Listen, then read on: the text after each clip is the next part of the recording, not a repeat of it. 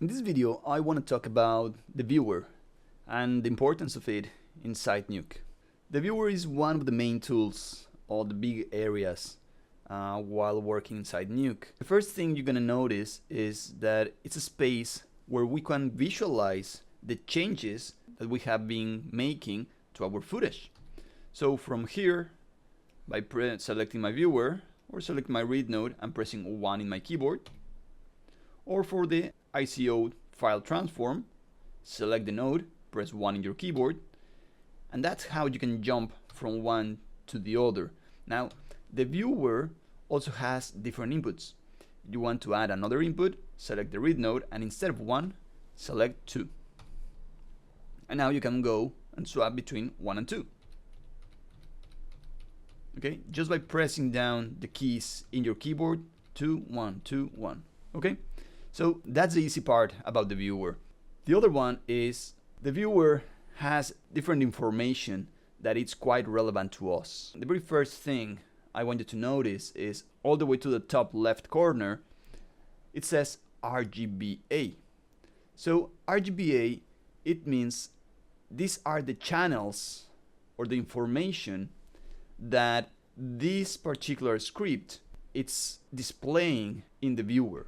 You can select the alpha, and of course we don't have an alpha, so it's going to be completely black, and I'll be talking about the alpha in a sec. Okay, and we also have a lot of other layers. Whenever you're working with CG, these layers, these channels over here are going to be very relevant for us. Okay, so just for now, remember, if you are looking into the RGBA, you should have your alpha selected in here and the channels that are going to be displayed. Later, we have the input process. That is going to be a tool for color management too. Maybe later we can talk about that one. And then we have the viewer lookup table. By default, it always comes or it always starts in ACES 1.0. So if you're wondering in which color space are you working, if you're working into standard RGB or if you're working into ACES, just have a quick look at this setting and it's gonna let you know what you have. Why? Because this setting changes. If I change my project settings, again, mouse on top of the node graph, press S on my keyboard and change the color management to Nuke, okay, that particular viewer changes. Okay, so now I am in the Nuke color space, color management, and it's standard RGB. I'm gonna change that back to OCIO. There you go, and now we have the ACES space. Again, I'm gonna set this one to on tone mapped to make sure everything is the way it should be. I'm gonna close my project settings and let's continue. To the right, I have two inputs. The A, which is the OCIO transform, right here. See the one connected to the OCIO file transform? And then I have a B, which is also connected right now to the OCIO file transform. Although I can connect it to the read node, turn on the wipe, and select over here the read 5. This is going to give me a little wiper gizmo that is going to allow me to go over the two plates at the same time. I'm going to zoom in, holding down Alt, middle mouse button, drag to the right, and you can see the small differences that we have into the colors. I can turn it off, turn it on. I can make it transparent the way it was. Okay, I can rotate it.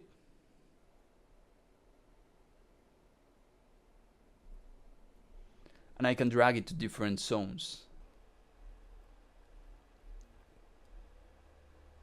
So that is the wipe. Other than the wipe, we have a few other options like stack, under, over, minus, and onion skin. So stack, it's only gonna do that, like it's gonna put them one on top of the other. Under, over, and I change which one goes on top. So wipe, it's more obvious in this part. So keep it under. That's how you can do the wipe. Okay, you can do minus to make the difference or to see the differences.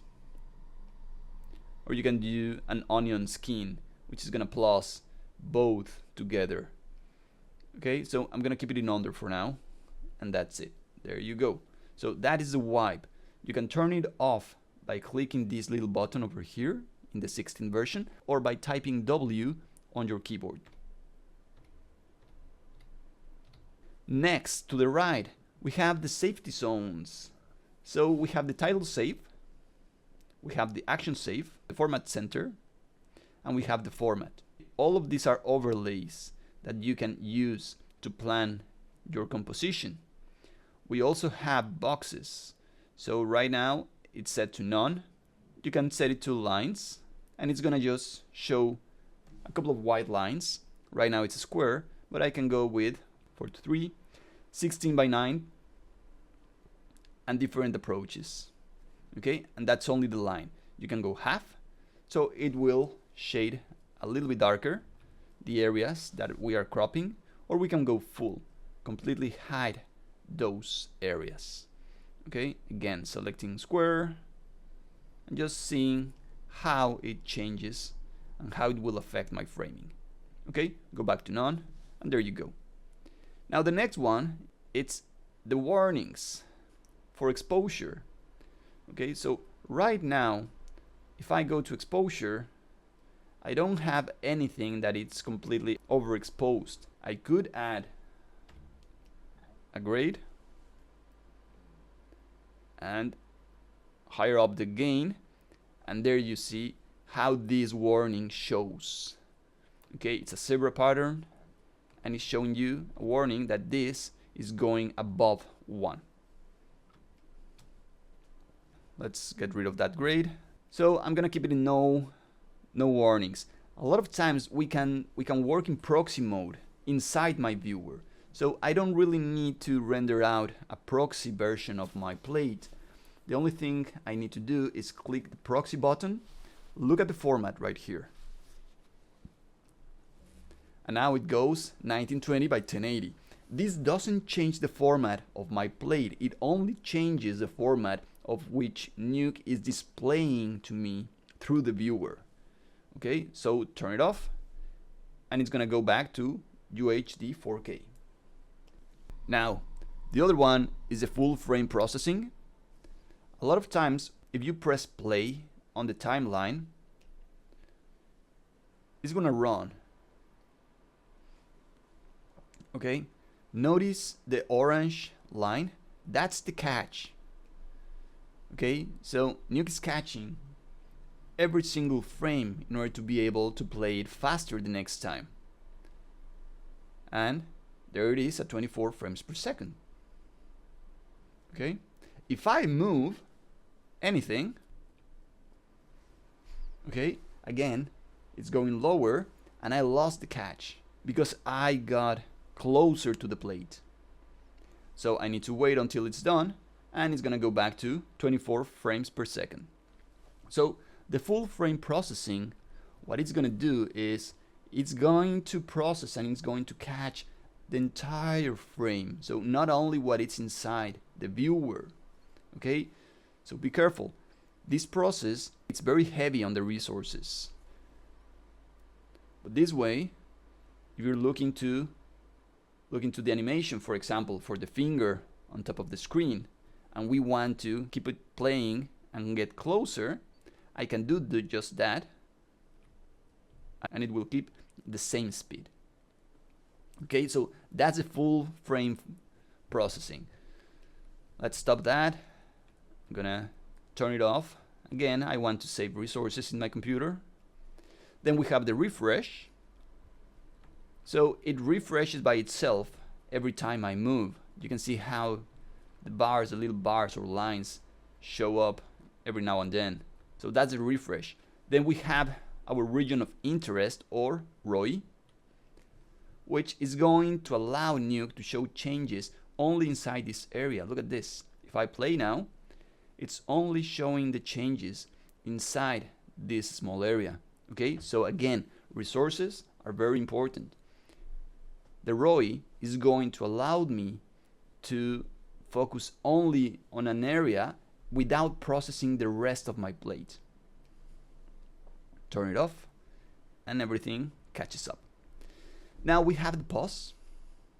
Even if you played, it won't show you anything else because the viewer is paused. There are a few processes that when you go through, once you're done or you cancel the process, that's gonna pause the viewer. So if you're playing and nothing happens, remember the pause. Then we have the zoom. We can zoom in, we can zoom out, we can make it fit, we can make it go 100%. So this size is the 100%. And if you hold down Alt, middle mouse click and drag to the left, notice how that number changes depending on what you are zooming out, the amount of zoom that you have.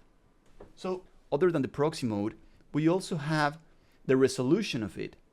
So right now it's 1:1. I can go 1:16. Look how pixelated it goes.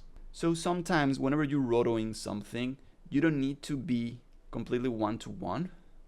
You can go a little bit lower, and this will also going to free some resources for you. 1 right there, and the arrows right now it's empty. We could add some more. Now next row. In here we have our exposure up, exposure down, and it's being referred as F numbers. We have the gamma down, gamma up. Click on the Y and it goes back to 1.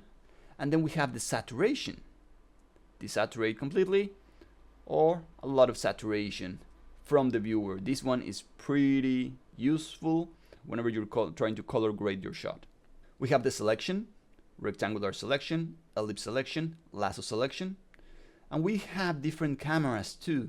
Nuke has a 3D environment, so if you click on the 3D, you will be accessing the 3D environment inside Nuke.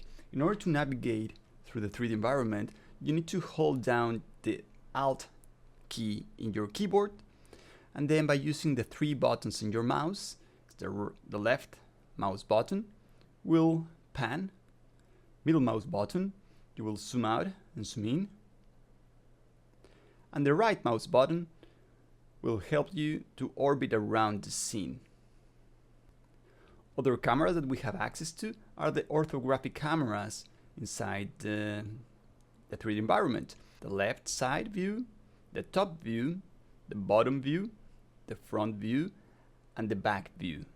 And every single one of these has their own hotkey. So if you want to go back to the 2D view and look into your plate, you can either select the 2D or just get your mouse on top of the viewer and press tab in your keyboard, and there you go. Now we're back into our 2D view in the viewer, and we can have a look again to our plate. Pretty much that's all we have to look at whenever we're looking into our viewer. In the next video, we're going to be looking into channels. See you there.